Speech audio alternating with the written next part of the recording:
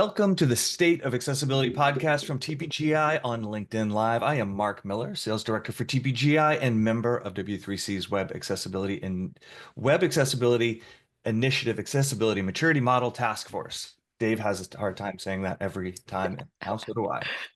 And Dr. David Sloan is not joining me today as he is traveling, but we have brought a very special guest today for GAD, Elizabeth Holdsworth, Assistive Technology Engineer here at TPGI.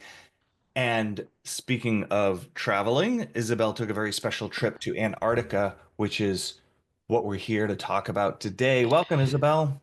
Hello, how you doing? I'm doing fantastic. It's GAD. It's GAD. I always want to say It it's GAD is. Day. Woo! Redundant. It's GAD. Yeah. I'm doing great. How are you? Yeah, I'm doing pretty good. Thank God for God. And I'm really happy to be talking to you today because GAD, as everybody probably knows, stands for Global Accessibility Awareness Day. And you've got a wonderful story about traveling as a person who's blind to Antarctica. Yep. And for me, this is just a great moment for that second A in GAD awareness, like to really help people who aren't blind like myself understand how you would do that. The things that the accommodations you make, how things that are difficult, challenges that you overcome, and most importantly, how you go about maybe enjoying something like that that's different than the experience other people would have. So let's dive in. Talk to me. Why did you decide to go to Antarctica? I've decided not to do that. Why did you decide? Yeah, just because. So I'm quite a traveler anyway. So in 2010, 2011, I took a year off. I went backpacking around the world with someone else who is legally blind but has a little bit of sight. So we had visited six of the continents, and I always thought, oh, it's a shame I'm never going to be able to visit the seventh one, but it's just too difficult. And then I had a friend staying last year. She's blind, and it was a big birthday for her this year. And I said, "Oh, are we all going to have a party then?" And she said, "No, I don't think I'll be able to get to do what I want to do. I'd really love to visit Antarctica." And I'm like, "Me too." And we're like, "Shall we go?" And we just decided to go. So for you, it was like the last tick mark on the list of continents, and for It her, is, sort of a bucket list thing as well that she wanted yeah. to accomplish at this milestone. But that's fantastic. So this is getting really interesting because we've got two people here that are blind, and I'm sure for you thinking about traveling and going to Antarctica, you're like, yeah, it's just like anybody else, right? I'm just going to go travel. But I think for us with sight, it's really difficult to imagine how that would work. So can you just talk a little bit about the trip and how you, as a person who's blind with another person who's blind, sort of goes about planning, executing? Like, what are the things that you have to think about that may be unique?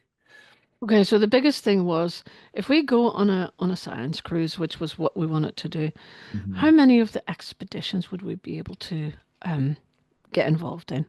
And would Okay. they be a bit hesitant because we're blind and all that kind of stuff? So my friend's very good at this. She phoned around a lot of cruise lines, and we found one that was mm, more accommodating than the rest, but still a bit like, oh, well, let's go there and see how much you can do. So we were a bit in the dark about what we are going to be able to do when we got there. And strangely, everyone has to have a fitness for travel medical screening if they're Hmm. going to go somewhere like that because uh, well, you're a few days away from civilization, really. And if anything bad happens, you have to be ready for it. So the doctor who was screening me, she said, "Why do you want to go there? You're blind. You're not going to see anything."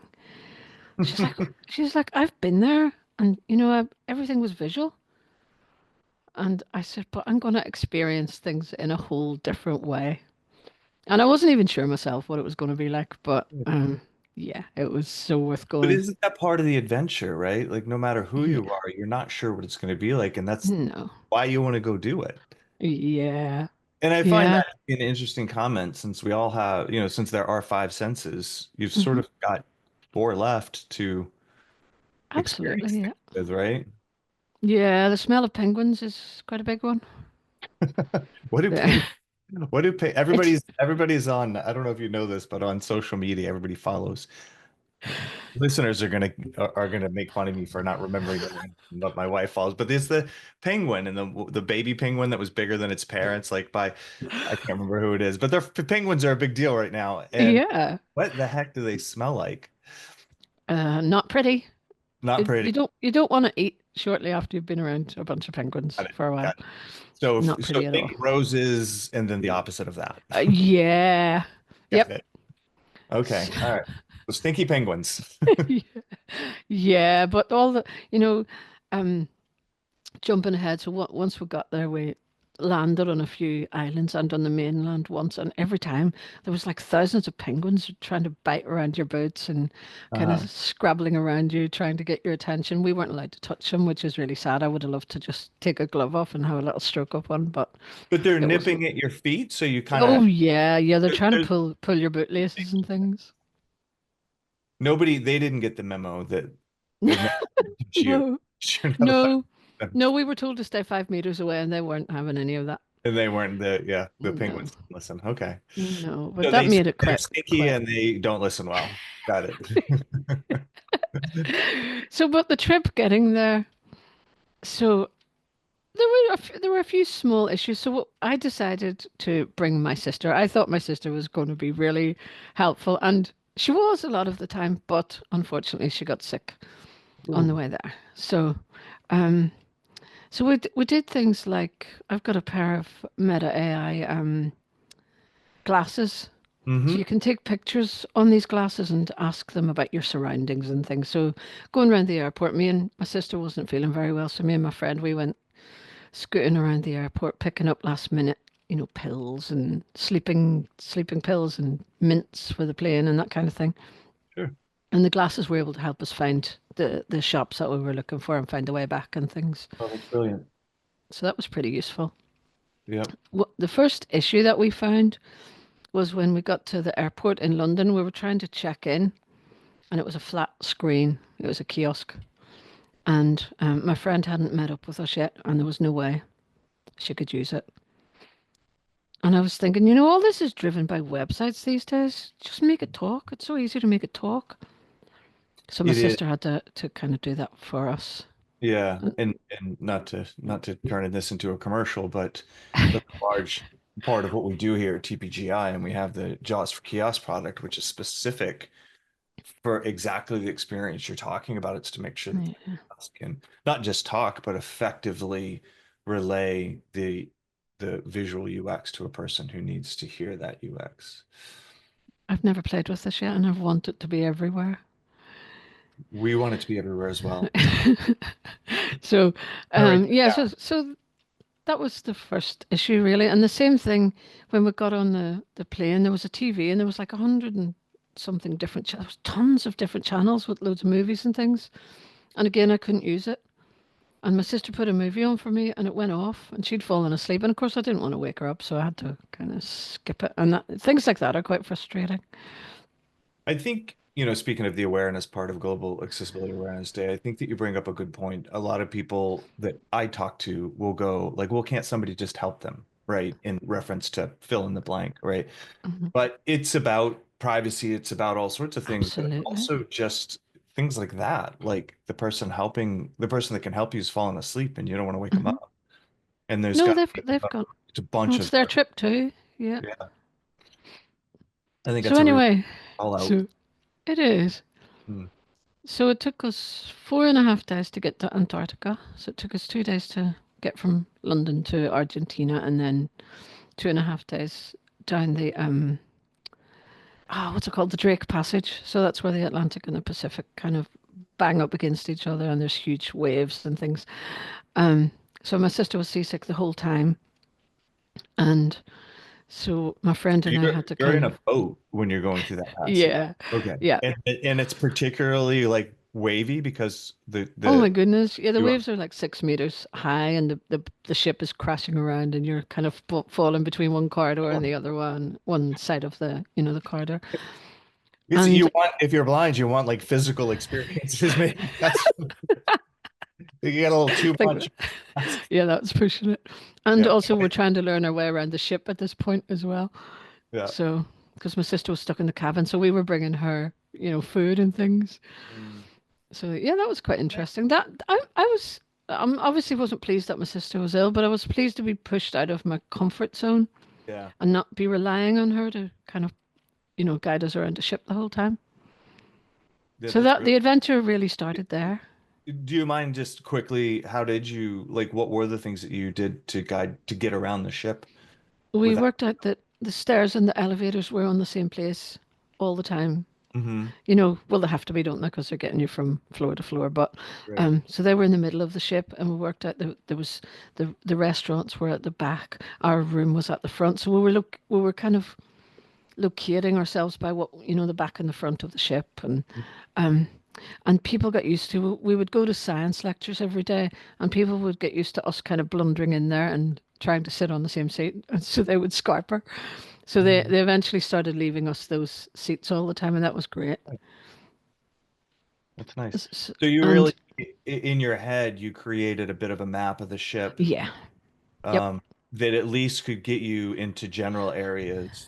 yeah. And then you would work on the specifics of this is the room I want, or I'm sure you must count doorways and. Oh yeah, I count things all the time. Count, Okay. yeah, doorways and corners and different things. I don't count steps. People think that blind people count steps. Maybe some do. I don't. I haven't got that good a memory. Yeah, that sounds like you that would change depending on how Yeah. quick you're Well, there were walking. little, yeah, depending on how many times you've fallen between one wall and the other one with the ship crashing around. Yeah. Um. The So there interesting, were. just before we go on, I want to say like the way you describe that, Isabel, is like if I described how I get used to an environment like a ship. It's really obviously I'm using sight to do it, Mhm. but it's really not that different. It's really a matter of No. being like, okay, these things are on this floor. I understand the front of the ship kind of contains these things. Yeah. The stern might have these things or wherever I am. So that's really interesting that it's a very similar process, just. I think it really is in my head. If I'm walking around somewhere new in my head, I've got a pencil and a piece of paper and I'm drawing a map in there. Oh, really? Yeah. That's fascinating. I don't know that I Mm. do that, but I definitely end up I with a map. do because I want to refer back to it later on. So Do you have a little it's filing great. cabinet in your head too? Like, I think I must have. like Antarctic trip, my first I don't ship, know. big It's waves. just that's just how I work. But there were little accessibility quirks because the lifts, the elevators had braille on them, but they didn't speak once you were inside, so you didn't know quite which floor you were getting out on. So you would just hope that nobody had pressed a button in between floors. Got it. Because there was 11 floors on the ship and we were on floor 5 and one of the outside decks was on number 11, so you didn't really want to be running up and down 6 floors all the time. Yeah. So would you just sometimes mess up, or did you find a way to figure um that out, if it or was was it if it always? was less if it was like 3 floors, we would just walk up or down, and if it was more, we would just hope somebody was getting in there and we would ask them. Okay, that makes sense. Yeah. And then there were things like the restaurants were buffet. Uh-huh. So in the beginning, we had to, ask staff if they could help us find a table and then help us get some food. And by the end, they were so lovely. They were just coming up to us straight away, and they knew what kind of food we'd want by the end of it and stuff. They were brilliant. That's fantastic. So people, I would imagine I think sometimes, and because you hear a lot of people who are blind sort of talk about these things, and sometimes it is an opportunity to see the best of humanity, Absolutely, yeah. and it doesn't just have to be people who are blind, but anytime Mm, anybody needs some help, yeah. it really sounds like people are not only are they willing to kick in, but they kind of like think forward and they go, Yeah. I think I know Yep. how to do this better or whatever. So that's really nice to hear. So we didn't realize that. So I would always have scrambled egg at breakfast time, and we didn't realize that some of the staff were going to be manning the little Zodiac inflatable boats that we would go out cruising on. And somebody was helping me into one of those boats, and he said, "Scrambled egg, madam." And I was like, "Okay." I And that love that. was another thing. So, Those are just people that are good at their job, oh right? yeah, A lot of absolutely, people yeah, make people feel welcome and entertained throughout the day. yeah, yep. So your name, So for, like the trip here on out, is now scrambled eggs. yeah. So that was the biggest thing that thought I was going to need my sister there for was getting in and out of these little inflatable boats because every day while we were only in Antarctica for 5 days. Mhm. And every day they would take us out cruising on one of these boats to try and find whales or seals or penguins. And every day they would try and land us an island or even on the mainland. That didn't work out every day because of the weather. Right. But I was worried about how am I going to, because these little boats are going to be moving around in the sea. How am I going to know when to step across and how it works, especially Yeah. if the staff don't know English. So I was really concerned about this. But the first day I went down, my sister wasn't well enough to come. She was still seasick. And I kind of got it wrong a little bit because they didn't know how to explain it, when to step across. I kind of slipped a little bit. I didn't like fall or hurt myself or anything, Mhm. but it woke them up and they started being a lot more descriptive about where to put your feet and things. And they Oh, were that, actually amazing. And, my yeah. sister didn't need to help us with that kind of stuff because actually everyone needed help. Well, and I wonder if that was an opportunity for them to sort of expand themselves in terms of I doing, think so. like they had to rise to that challenge, and they learned. Yeah. Maybe today they explained it slightly different to everyone. Yeah. And there was one particular driver who tried to have us on his boat because he wanted to um, describe things to us. He was amazing, actually. Um, we went out whale searching one time, and Hmm. and we were the only. There were 16 little boats, and we were the only ones that found whales. So that was really exciting. And one of them was right beside our boat, and you could have reached out and touched him if you were allowed, which of course we weren't. Right. Um, Probably a good rule. oh, but I so would You have don't loved to want to touch end it. up in the ocean. You definitely don't want to end up in the ocean on top of a whale. No. So, But they were only humpback whales, so they were gentle big things. And he yeah. was showing off and he was like swimming around the boat and blowing through his big blowhole and flipping his tail and lots of things that I could hear if Hmm. the engine of the boat would only be switched off, which they weren't allowed to do because it would alert the animals that we were there. They wanted the animals, to know that we were there. But he said, I'll tell you what, he said, I'll turn it off for 5 minutes so you can hear everything. And you Nice. could, man, I could hear the tail flapping on the water and the whale blowing and another one under the water singing and So the penguins chirping away as they swam after these whales around the ship. And that's that incredible. was just breathtaking. It really was. Do you, and just by the way you're describing it, I'm gonna guess the answer to my question is yes, but you kind of described the map that you draw of the ship, Mhm. right? When Yeah. you hear the whale making all these sounds and moving around and all this stuff, Hmm.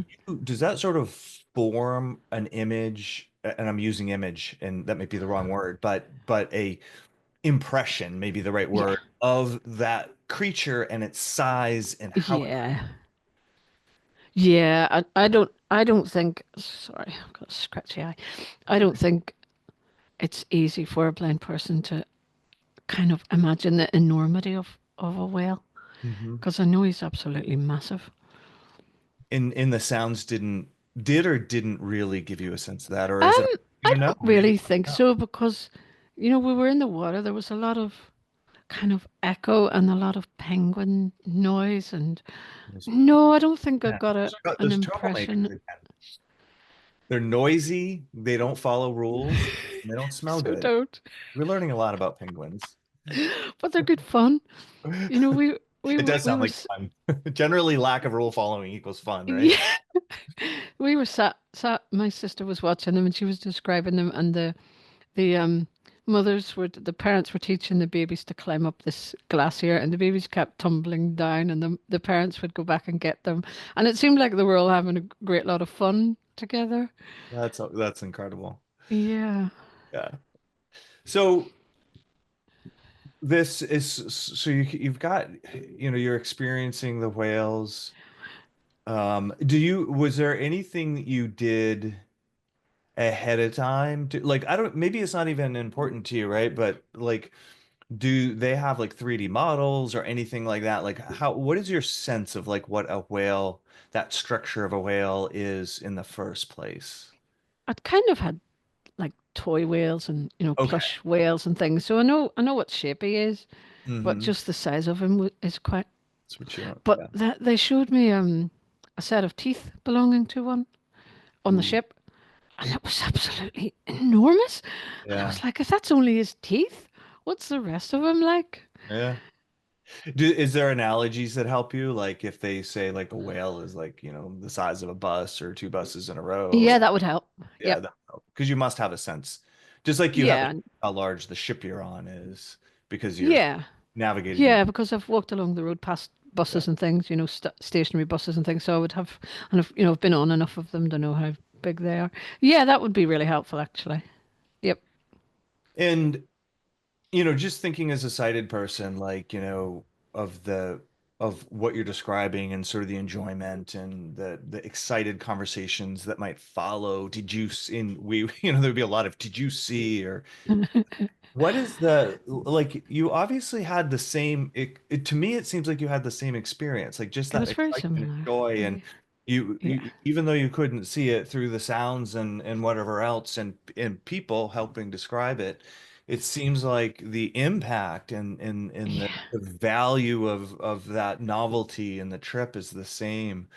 What is Yeah. that true? And what kind of like, what is that like for you? What are those like after conversations and stuff between two folks who are blind? What do they sound like? I think they were pretty similar. How you're like, oh my goodness, wasn't that awesome? Yeah, yeah. Um, and getting very excited. I think the best one for me and the most similar one to seeing something was coming through the Drake Passage, and at night you could hear icebergs cracking in half. And I Oh, would think, and I said to somebody, that sounds like a firework. Somebody on the ship, one of the staff. And I mhm. said, it sounds like fireworks. What is it? And he said, listen carefully because you'll hear it echoing. He said, it's where um, icebergs get too much air in the top of them and then they flip over. And then to get rid of the air, they crack. And it's That the icebergs cracking. And you could hear the echo of the cracking bouncing through the glaciers and things. It was just, that was quite breathtaking as well. and I would imagine But that's a moment in which everybody on the ship is experiencing that in the same way because it's the middle of the night. yeah, They're probably not seeing the icebergs flip, yeah, you know. So that's kind of a moment where everything sort of equalizes a little bit yeah. the way the experience happens. That's so was that a scary, like nervous No. thing or just cool? Do you know, we talked about this later and we thought that some of the stuff should have been scary, especially the whale right beside Mhm. our little flimsy inflatable. We should have been frightened of that, especially when he went underneath, because he could have decided to come up a bit early. And we were too Excited. wow, to be even to think of being afraid. The other interesting thing about that story for me, just thinking, I'm always thinking in terms of like accommodations and accessibility, Hmm. given the business that you and I are in. And I never really thought about like the sound of the boat being disruptive, like an Hmm. accommodation or a better experience is that if that sound can be eliminated or Hmm. isolated, there is But probably. that driver who I don't think had ever, been in close contact with a blind person, that was just intuitive for him. Do you find that people who experience or come in close contact with a blind person for the first time, like, is there often an element of kind of, I don't know, excitement for them as well to Excitement and experience how fear. somebody might sort of experience the world differently and be a Fear of part? getting something wrong is the biggest thing, I think. I They're think afraid. that's Yeah. why they didn't know how to help because they were frightened of getting it wrong at the Yeah. beginning. And as soon as they worked out that, even if they did get it wrong, we're going to laugh about it anyway. Don't worry about it. Um, they were fine. They would just Is help there even. anything you convey to folks like that when you're on a trip to help them become more comfortable more quickly? I think just showing them early that you've got a sense of humor and that Yeah. you're just another human being Yeah. and they don't need to worry. That's great. And I find that's the case, like with a lot of my friends who are blind, like they don't care if you. I remember. I'll tell you this story real quick. I don't want to. We only have a few minutes, and stories are better. But I was walking with a friend of mine, and I'm around people who are blind all the time. And a friend of mine who's blind was also there. And my friend was like, "Oh, I see what you're saying," and he started doing a lot of that kind of stuff, and then he started apologizing for it. My friend, Oh goodness, yeah. "Look, you cut it out. Like you're gonna like I see Yeah. that too. Like don't worry about it."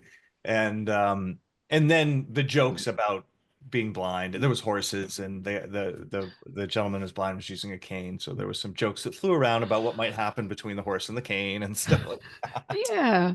So it I was the think as same. long as you're comfortable Yeah, with, having those jokes made, as long as they know that they're not at your expense, yeah. that's fine. And I think humor is a way to dispel discomfort. Me too. Big time. That's one of the main purposes of it. So I think it's a great technique. Well, we only Yeah. have a few minutes left. Is there anything else about this trip that you think everybody should hear before we part ways? Oh, I don't think so. Just how awesome it was, and just how much there were frustrations. I really wanted to be able to see these things. I wanted to watch the penguins going up the hill. Of I course. wanted to when I was climbing up a snowy mountain. I wanted to see the view from the top, all that stuff. But Right. you can't. So just grab whatever you can from it. And I think that you need to figure out where you could go interact with people. Space. Oh, well, If somebody space. wants to take me to space, No, I was just thinking in terms of the penguins, like if there was a place like a center, discovery center that you could go to and actually like have one in I your, have actually you know? touched one. I held one at London Zoo and it threw up all over me. And that didn't Oh, so smell good maybe you either. don't want that anymore. No, been there, done that. No. And they're done that. So you want to go to space next. That's your next. Yeah. Yeah, this should So have been my little question. plug. If anybody wants to take a blind person to space, I'm up for it. All right. We'll let hopefully NASA's listening or space somebody. We'll Yeah. forward they might be busy today, so we'll make sure we forward this to them. Well, Isabel, you're such a delight to talk to. It was so much Oh fun. no, And this was your good fun. sense of humor started right away. So when that was your answer, I'm like, I bet she's got everybody laughing, and I really appreciate the Yeah. conversation. And Oh no, thank you. It's been really good fun. yeah, and happy Gad Yay. to you and to everyone listening. Yeah. Like Happy we God. all have lots of events. We're doing another one at I'm doing another one at 12. Um, with a woman from T. Rowe Price talking about inter entrepreneurship. I have to say the word entrepreneurial first. So lots of great things going Oh, on today, and I'm so glad that you could be a part of this with me. yeah, me too. Celebrate. All right. Thank you. This Shippy. is Mark Miller. Now you know the state of accessibility. I am Mark Miller, thanking Isabel and reminding you that the state of accessibility is always changing. So please help us affect change.